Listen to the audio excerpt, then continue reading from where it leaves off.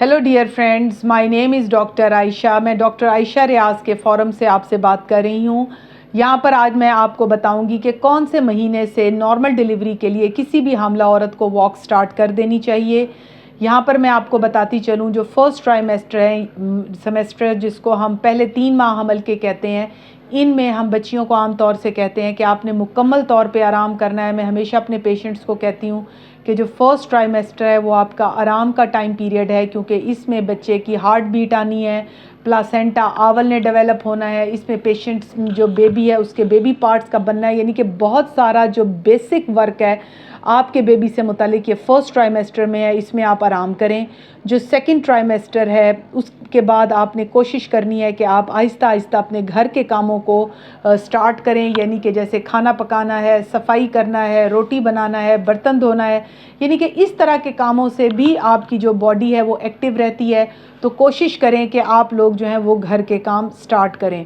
उसके बाद जो लास्ट ट्राइमेस्टर है, मैं बताती हूँ कि आपने कम से कम जो है 20 हफ्ते के बाद से आहिस्ता आहिस्ता प्रॉपर वॉक शुरू करनी है। और ये वॉक इस तरह से करें कि आप बेशक घर के कामों से लेके फिर आप थोड़ा सा ग्राउंड में निकलें। आप 15 मिनट से लेके आधा घंटा जो है वो डेली वॉक करें। इसके सबसे बड़े फ़ायदे ये होते हैं कि आपका जो ब्लड सर्कुलेशन है टूवर्ड यूट्रस, यानी बच्चेदानी की तरफ ब्लड सर्कुलेशन बेहतर होती है। आपके पेल्विक एरिया में ब्लड सर्कुलेशन बेहतर होती है, जिसकी वजह से जो बेबी की हेड एंगेजमेंट है पेल्विक एरिया में तो वो बहुत अच्छी हो जाती है। बल्कि बहुत सारे पेशेंट कहते हैं कि जी हमें डॉक्टर साहबा बहुत ज़्यादा नीचे की तरफ पेन है और हैवीनेस फील होती है। तो मैं उन्हें कहती हूँ कि आप ना घबराएं, आप वॉक जारी रखें ताकि आपको टाइमली पेन स्टार्ट हो और आप फिर टाइमली डिलीवर हो सकें। तो डियर लेडीज़ जो मुझे सुन रही हैं, यहाँ पर मैं उन बच्चियों के बारे में भी बात करूँगी जिन्होंने वॉक को अवॉइड करना है।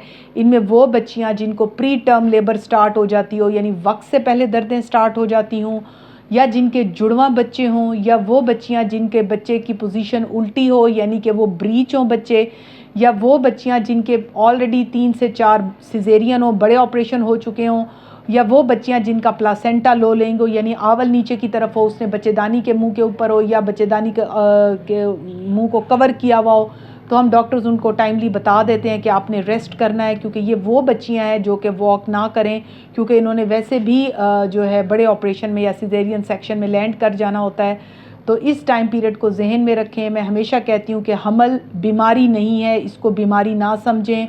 आप अपने रूटीन के वर्क जारी रखें, घर के काम करें, अपने बच्चों को संभालें, और फिर जब आपके पास टाइम बचे तो 20 वीक्स के बाद ज़रूर वॉक स्टार्ट करें ताकि आप नॉर्मल डिलीवरी की तरफ जा सकें।